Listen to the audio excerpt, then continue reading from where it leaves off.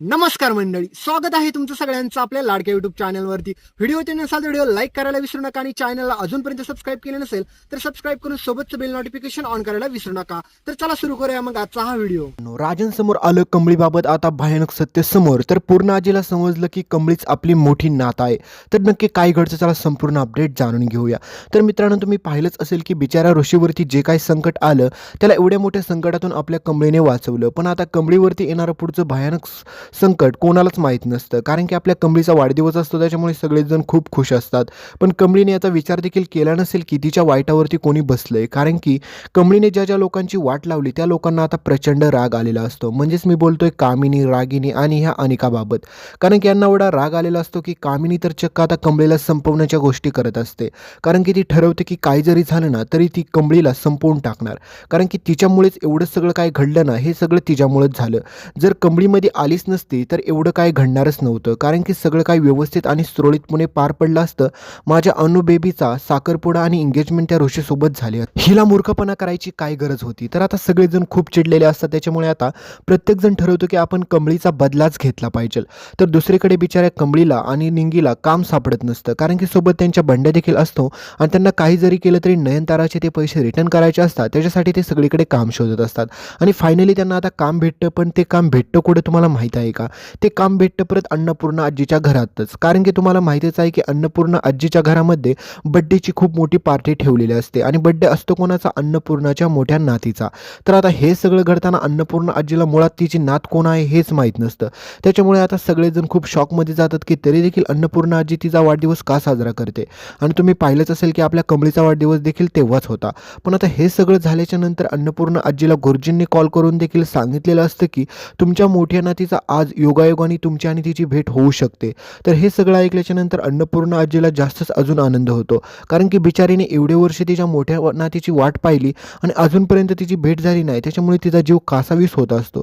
तिला कळत नसतं की नेमकं करावं काय. त्याच्यामुळे माझी मोठी नात माझ्याकडे स्वतःहून चालते आणि त्या एवढ्या मोठ्या कार्यक्रमामध्ये आता तुम्हाला माहीतच आहे की एवढा मोठा गोंधळ आणि गोंगाटा झालेला असतो. म्हणजेच तुम्ही पाहिलंच असेल की इनामदारामध्ये आणि इकडे महाजनांमध्ये खूप मोठा वादविवाद झाला होता, कारण की ते ऋषीच्या एंगेजमेंटवरून. पण तरी देखील मात्र अन्नपूर्णा आजीचा मान ठेवून आता नयनतारा त्या ठिकाणी तिच्या मोठ्या नातीच्या वाढदिवसासाठी येणार असते. पण ही सगळी बातमी ज्यावेळेस अनिकाला कळते त्यावेळेस मात्र अनिकाला अजून होप्स येतात की आता माझं आणि रिशचं परत लग्न होऊ शकतं. तर आता ह्या महामूर्ख मुलीला आणि सोबत तिच्या ह्या महामूर्ख आजीला आणि तिच्या आईला यांना मुळात देखील अक्कल नसते आणि त्या तरी देखील ठरवतात की ह्या एवढ्या मोठ्या लग्न म्हणजे आता जो काही कार्यक्रम असतो बड्डेचा त्यामध्ये खूप मोठा राडा करायचा. पण त्यांनी ही गोष्ट विसरलेली असते की अन्नपूर्णा आजीने फक्त त्यांना एक संधी दिलेली आहे आणि जर ती संधी देखील जर त्यांनी गमावली तर किती मोठं त्यांच्यावरती भीक मागायची वेळ येईल याचा त्यांनी स्वप्नात देखील विचार केला नसेल आणि पुढे घडणार देखील तसंच आहे. तर आता नयनतारा देखील त्या ठिकाणी येणार हे कळाल्याच्या नंतर अनिका परत नटून थटून तयार होते आणि नयनताराच्या समोर जाते. तर नयनताराला एकच गोष्टीचा विचार येतो की बरं झालं वेळेवरती कमळी आली, नाही तर असली महामूर्ख मुलगी माझ्या ऋषीच्या गळ्यात पडली असते आणि माझी सून झाली असते. एवढं सगळं झालं तरी देखील या मुलीला अक्कल देखील नाहीये, तरी देखील माझ्या तोंडासमोर 50 वेळा येते. तर कशासाठी येते काय माहीत. तर हे सगळं झाल्याच्या नंतर परत अनिका पूर्ण आजी समोरच लगेच नयनताराला भेटायला जाते आणि म्हणते की कशा आहेत नयनतारा आंटी तुम्ही. तर हे सगळं बोलल्याच्या नंतर नयनतारा काहीच बोलत नाही, कारण की नयनतारा अगोदर त्यांचा खूप राग असतो आणि त्यामधून जर ही आता असली नाटकं जरी करायला लागली तरी नयनताराला राग येणं साहजिकच आहे, कारण की तिने कितपर्यंत सहन करायचं. तर त्याच ठिकाणी आता कमळी, बंड्या आणि निंगी हे तिघेजण देखील कामाला आलेले असतात, कारण की त्या वाढदिवसाची एवढी जंगी तयारी असते. त्याच्यामुळे त्या ठिकाणी कामासाठी कामगार कमी पडत असतात आणि एका माणसाने त्यांना कामाला तिथे लावलेलं असतं. तर हे सगळं घडत असताना मात्र निंगी तरी इथे काम करण्यास नकार देते.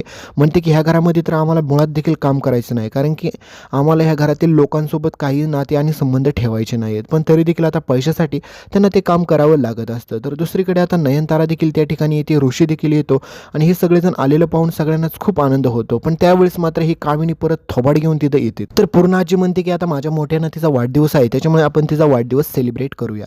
तर तेवढ्यात कामिनी म्हणते की अगं कुठे तुझी मोठी नात अजूनपर्यंत आली नाही, तू लक्षात ठेव. बोलली होती एका वर्षाच्या आत जर तुझी मोठी नात नाही आली तर सगळी काही प्रॉपर्टी माझ्या अनिकाच्या नावावरती करून देशील.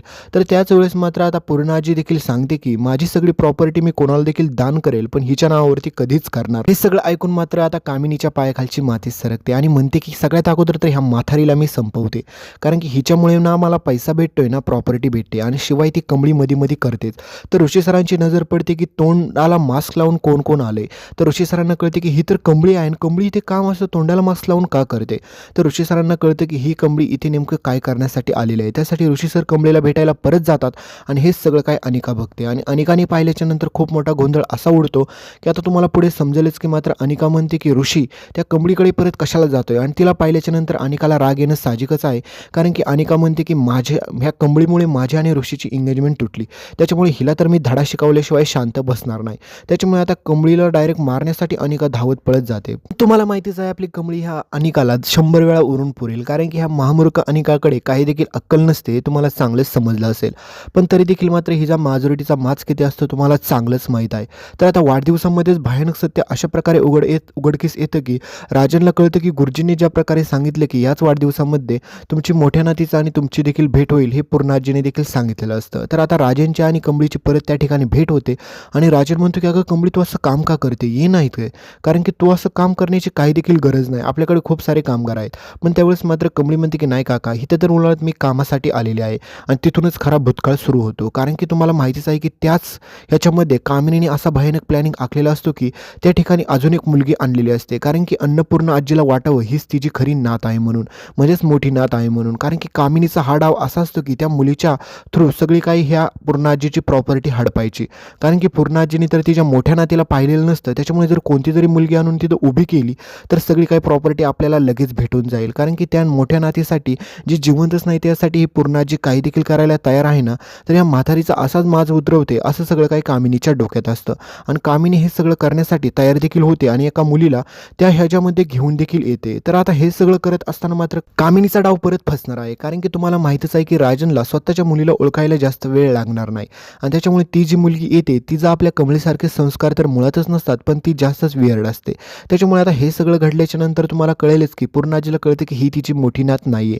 पण आता त्या ठिकाणी वाढदिवसामध्ये त्या मुलीला पाहून सगळ्यांना असं वाटतं की हीच पूर्णाजीची मोठी नात आहे, पण मुळात ती तिची मोठी नात नसतेच. आणि हे सगळं पाहून मात्र कामिनी म्हणते की फायनली तुमची मोठी नात आली आणि तेव्हाच मात्र पूर्णाजीला डाऊट होतो की हा सगळा डाव कामिनीचाच असणार आहे. त्याच्यामुळे पूर्णाजी तिच्यावरती थोडा देखील विश्वास ठेवत नाही आणि पुढे तुम्ही पाहालच की मित्रांनो की आता सगळं काय सत्य उघडकीस येतं आणि राजांना समजतं की कमळीच त्याची मोठी नात आहे आणि सोबत पूर्णाजीला देखील कळते की कमळीच तिची मोठी नात आहे.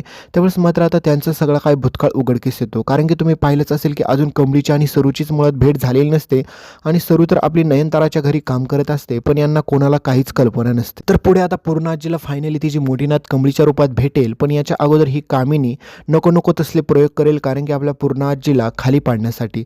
तर दुसरीकडे राजनला देखील आता त्याची मुलगी भेटते आणि त्यावेळेस मात्र त्यांना कळते की आपण केलेले संस्कार काही चुकीचे नव्हते.